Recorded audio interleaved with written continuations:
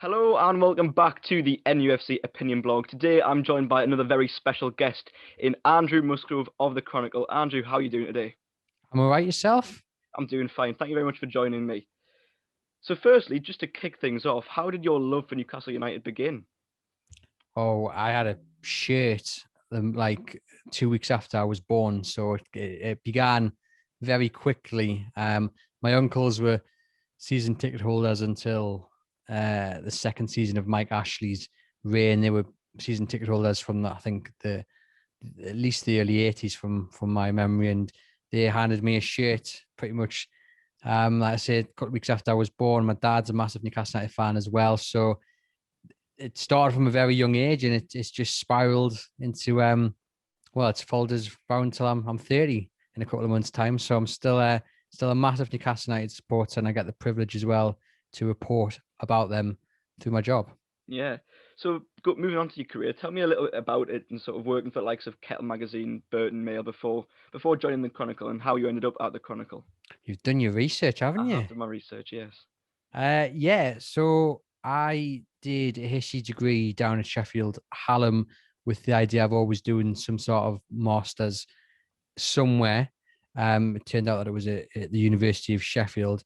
But during my undergraduate course, just made sure that I was writing, I was getting involved in stuff. I ended up being the editor of the university magazine there, had my own football blog, and just making sure that I seized every opportunity I really had to get some experience under my belt. So you mentioned the likes of Kettle Magazine, which was a great platform. It's still running today. Some really good guys. The overall editor, owner of it is a really good guy, Leon. So worth getting in touch if anybody wants some experience there.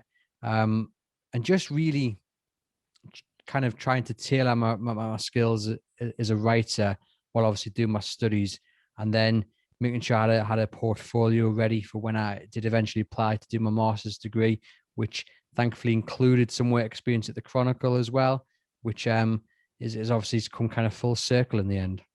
Yeah. Moving to on-field matters, how do you see the rest of the season going? Of course, we know that at the minute it's not great.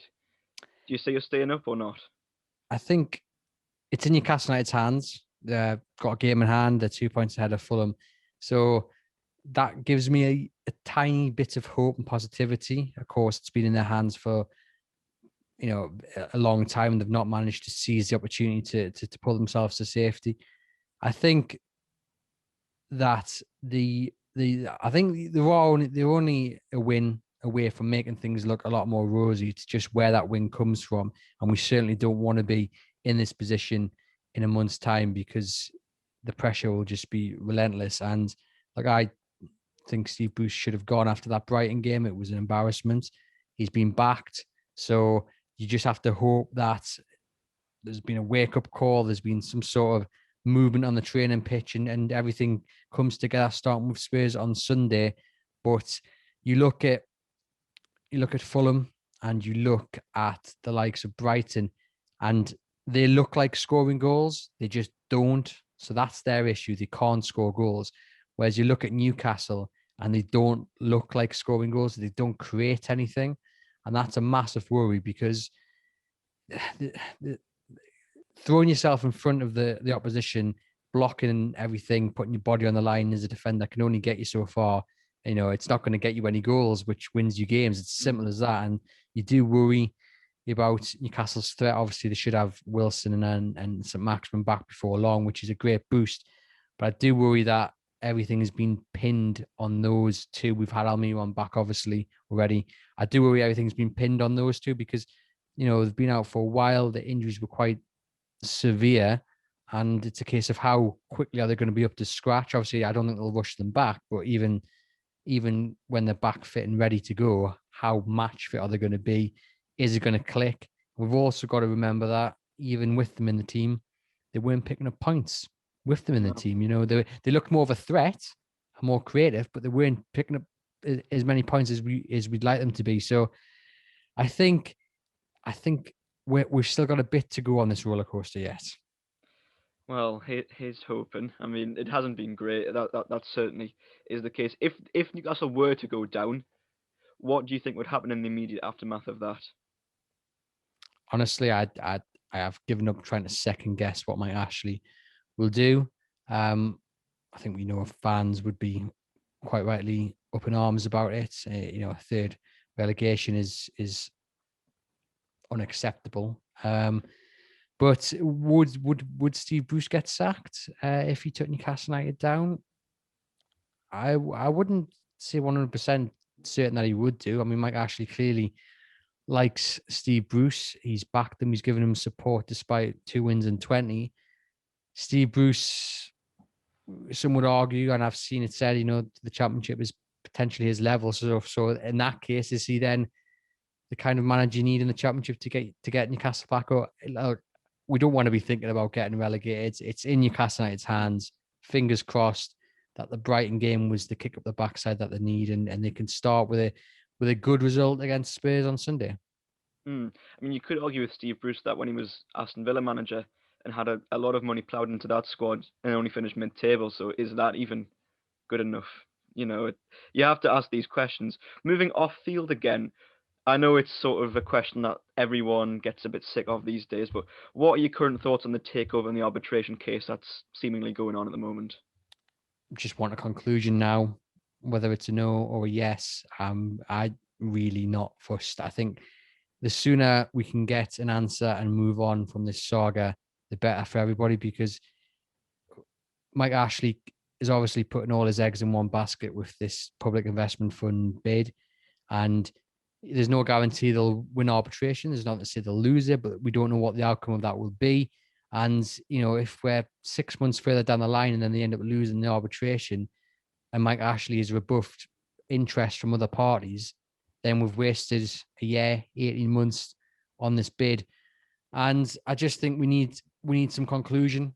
We need a conclusion on it so everyone can move on and we can just focus on if Mike Ashley still wants to sell the club, which we believe he does, then he can open it up again to their interested parties. And there's people out there hopefully with the money, and they can come forward and try and buy the club off Mike Ashley and take Newcastle forward, take Newcastle hopefully up the Premier League where they'll be next season. You mentioned before, of course, that you get to report on Newcastle as a Newcastle supporter. So what actually is it like working for the Chronicle and doing the job you do? Oh, it's the dream for me. I always wanted to work for the Chronicle. I always wanted to be a journalist from a very young age, and to work at the Chronicle is the job I've always wanted, and I'm very fortunate to be in it. I'm very privileged to get paid to watch games. So at least when Newcastle United lose, which we know they have done a lot this season, at least it's offset by the fact it's paying my bills, so to speak. Yeah. So every silver lining, that's what I look for. It's brilliant, and you get to go to St James's Park and you get the whole match day experience, and it's a privilege to be in a position where people are looking at the Chronicle for the latest news, the best opinion analysis, and it's a privilege to be part of a team which I think brings the best coverage of the club.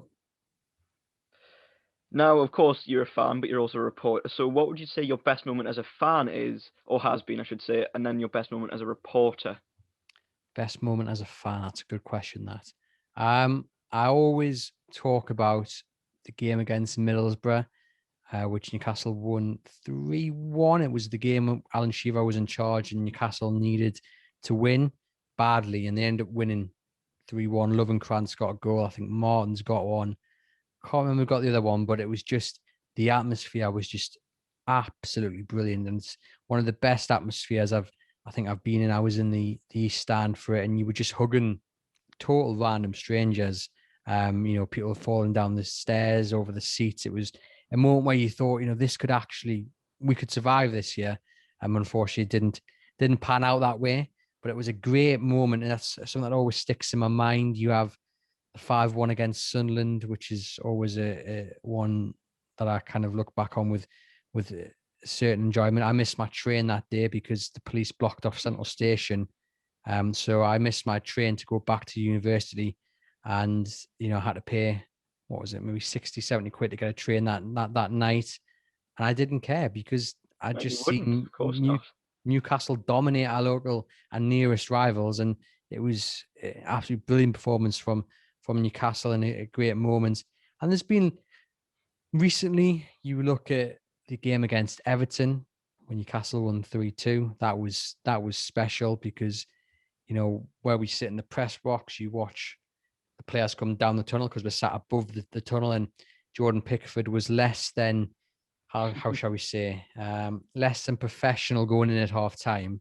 Bearing in mind, he should have been sent off for that tackle on Challenge on Rondon. Rondon, yes, he should have So gone. then to have that come full circle, so to speak, yeah, again, one for a better phrase, to, you know, for him to make a mistake and then Newcastle to grab a winner later on, it was a brilliant moment under Rafa Benitez. And, you know, I know it's been tough under Steve Bruce, but we have moments like the Manchester City draw, the Manchester United victory, the win over Chelsea was brilliant. I mean, not for the guy who got the corner flag in the unmentionables, but it was still a brilliant moment, that Chelsea game. So, you know, it's those kind of, and that game against Chelsea was the last time a goal was scored at St James's Park with fans in the ground. It was. And it's not a bad one to go out on. I appreciate, you know, they played Burnley after that and it was an absolute dire game and what have you. But I think when you look back at the last time they scored St James's Park in front of a crowd, if you could bottle that, you know, brilliant bowling by Alan Maxman, you know, that never say die attitude, which is maybe missing a part of this season.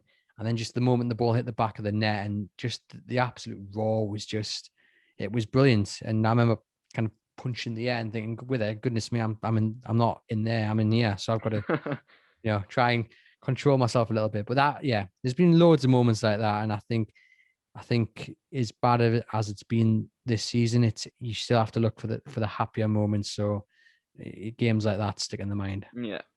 And as a reporter, you were asking as well. Yes, I did. Yeah, I did. I think when you get to interview your heroes, you know, whether it be the likes of Alan Shearer or Les Ferdinand, or you get to, this is what I'm working up to as well. I'd love to do things like that. Yeah. Well, yeah, it's special because so far they always say don't meet your heroes, but thankfully the guys I've interviewed are more than approachable and they're more than happy to have a chat and share their views. And, you know, it's a privilege to tell their stories and to get them. And, you know, to work with the likes of John Gibson, who I grew up reading in the Chronicle, and to have formed what is, without blow my own trumpet, so to speak, a very popular podcast series with John Gibbo's Corner, and to be able to do that every month, you know, that is really one of my proudest moments, because it means that John, coming close to his 80th year, you'll not appreciate me saying that, gets to tell his stories to a younger audience like yourself, or you know, people who maybe didn't even know maybe who John was before they listened to the podcast. But he's got some fantastic tales. I mean, you know, he was part of the Magpie group that brought Sir John into the club and brought Keegan into the club. And, you know, it's stories like that, which, you know, when you are a storyteller like John, you just get lost when he starts telling them the stories. And it's a privilege to work closely with him. Very good. Obviously, growing up supporting Newcastle, there's been many heroes, as you mentioned there. Are there any players in particular you idolised when growing up? I always remember playing in the schoolyard and wanting to, and you don't, I don't know about you, but we always picked the player to be, and for some reason it was always Jamie McLean. I don't know why. See, for me, it was always Charles Nzogbia, and I don't know why either. You see, though, Charles Nzogbia, no disrespect to Jamie, had moments. Had ability, I suppose he did. I mean, I just love it. I love a kind of a one that doesn't get the headlines. So you look at Hayden; he's never going to get the headlines because it's not sexy, for want of a better phrase. You know what I mean? But he is a key element to a Newcastle United team. So when he's on his day, or when Newcastle are playing well, he's key. And for what happened at that game against Cardiff, for him to now be held, for me, he's one of the first names on the team sheet. I think it shows a great test of character for him to turn that around. He's had obviously issues off the field with his little Ben, and thankfully they're all right now.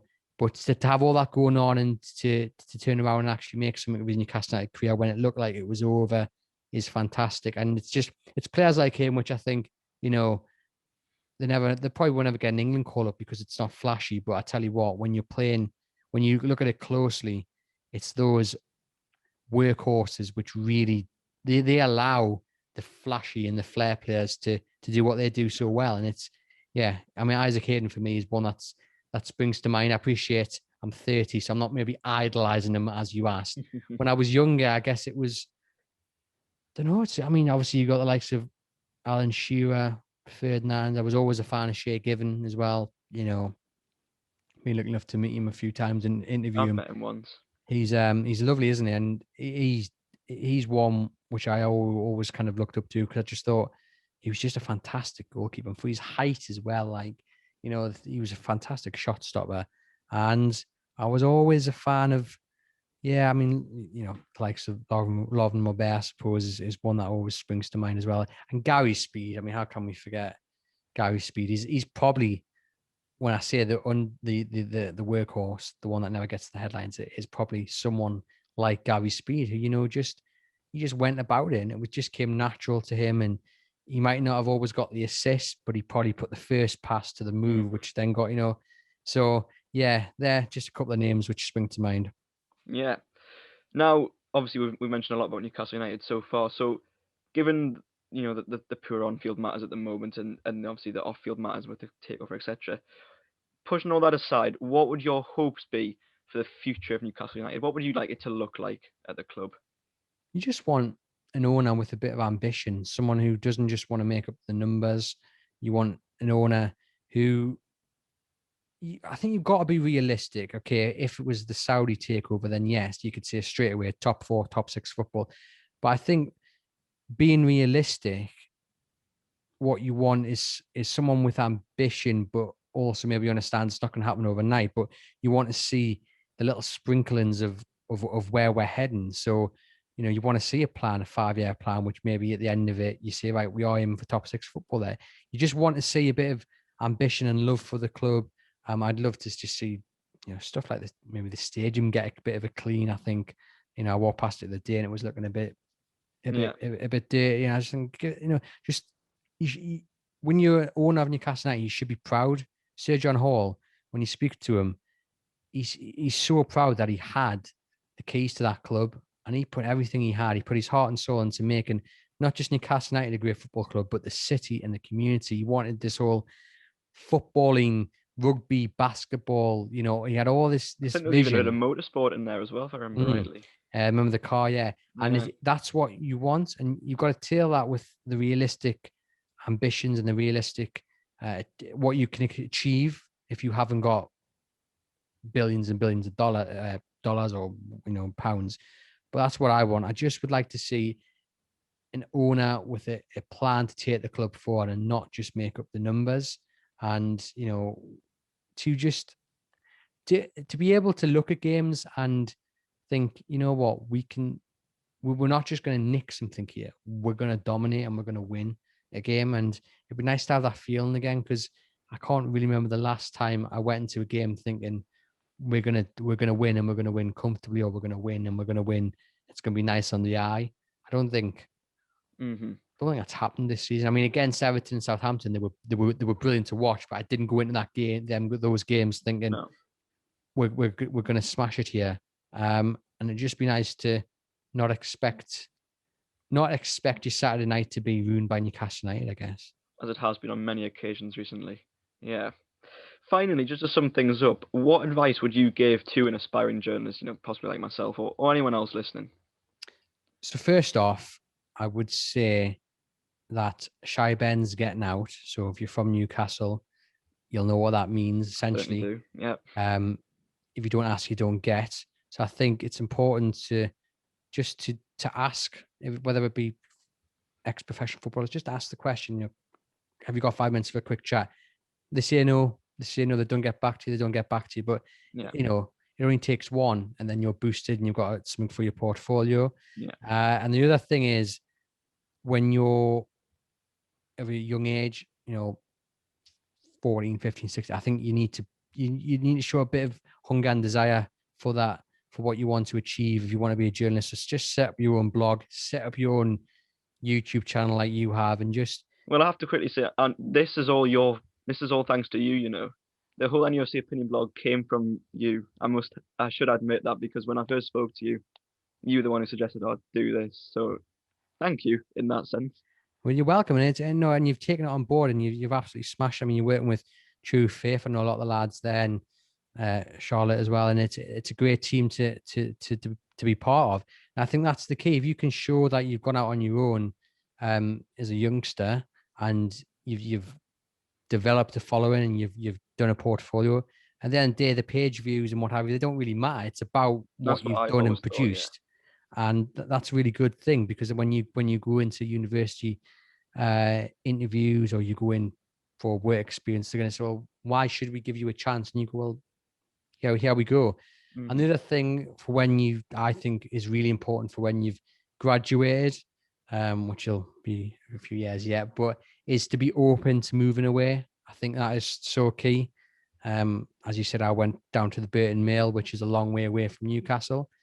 And yeah, it was a little bit daunting, but I think it makes you a better journalist. It makes you a better person to be put into that situation away from family and friends, where you've then got to build up contacts, you've got to build friendships, and you've got to live a life of your own, really. And that, to be able to do that, makes you a better journalist, because at the end of the day, you're the one who's got to be approachable, and you're the ones who's not going to be afraid to ask questions and what have you. And for me, one of the key bits of advice is don't be afraid to move away, because you can always come back. You know what I mean? And you'll come back with a good portfolio, you'll come back with good experience. And I just think I do see some people say there's no jobs out there, blah blah. You just look further afield, and yeah, look, it is a daunting prospect to move away from family and friends, but for me, it was the best thing I did. And you end up missing your friends and family a lot more if you're away. But I learned the journalist. I wouldn't be the journalist I am if I didn't have that experience of moving away, and having to essentially, in a way, you start again, because you don't know anyone down there. So, and I think it does make you a better person. It does make you a better journalist. Yeah, that's a really good answer to some things. So, Andrew, thank you very much for joining me for this chat. Pleasure. Really appreciate it. And as I say, thank you for sort of sparking the NUFC opinion blog, because it all came from a couple of text messages we exchanged a couple of years back. So thank you for that. You're very welcome. I'm glad it's going so well, and just it's nice to see. Yeah, to see it. You're joining, interviews I've done with the likes of John Anderson, Matthew Raisbeck, to name a couple, Alex Hurst, Charlotte, Emile France. You've all been on this show, so you're with illustrious company. Put That's it that good way. to know. So anyway, thank you all very much for watching, and how are the lads?